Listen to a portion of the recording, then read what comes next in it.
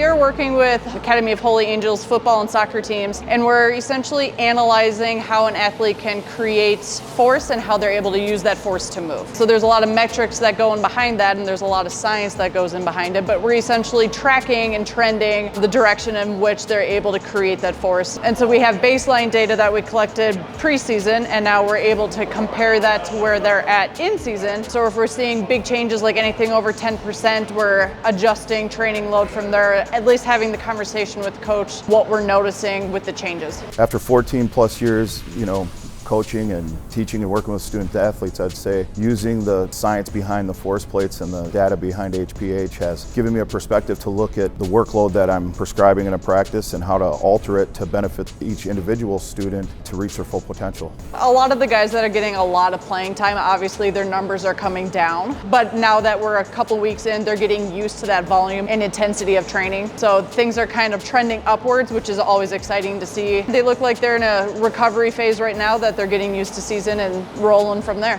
Week one is always kind of a rough one. We were expecting to see those guys that have a lot of volume minutes decreasing in some of their metrics. But again, now that we're in week two and week three, they're getting used to that intensity and they're adapting to it and recovering better. So they're trending upwards now. Some of them aren't adjusting or their metrics decrease a lot, while some guys handled it really well. So it's just very interesting to see some people handle in season very well and others need a little bit more recovery and time to get used to the intensity. The coaches are able to use our recommendations and adjust training. Say someone's very fatigued still from competing, maybe that's more of a recovery phase or a couple days of time off. If they're not playing a lot and they're in a really good spot, maybe their lift is going to be a lot more intense because they're not getting that intensity on the field, but they're recovered and they can really handle training load. So it's very much a trusting relationship that we're supplying the information that we're seeing, but at the end of the day, it's coach's decision what to do. So we're obviously monitoring asymmetries that we're seeing, but on top of that, we're looking at their peak propulsive power and then looking at jump height, MRSI, which is a ratio essentially of their jump height with how much time they're on the platform. And then we're looking at time after takeoff. Looking at all of those metrics, it gives us a nice whole picture of an athlete and how they're able to create force, but also how they're able to propel and move with that force. Say someone came in preseason and had an asymmetry on one side, we're closely monitoring that asymmetry to make sure it's not getting anything outlandish that we need to reel in. The changes that I would expect to see with athletes is they'll get closer and closer to their baseline data after mid-season, getting used to the intensity of playing. Their physiology will essentially understand that stimulus and adapt to it. So again, I think as we get closer to mid-season, we'll get closer and closer to those preseason measurements. But then end season, the goal is hopefully that things are getting even better. The intensity of season is something you can't really train. You can, but it's very different. That competition really just elevates the intensity. So I expect a lot of jump heights, times, everything should improve as we get closer and closer to postseason.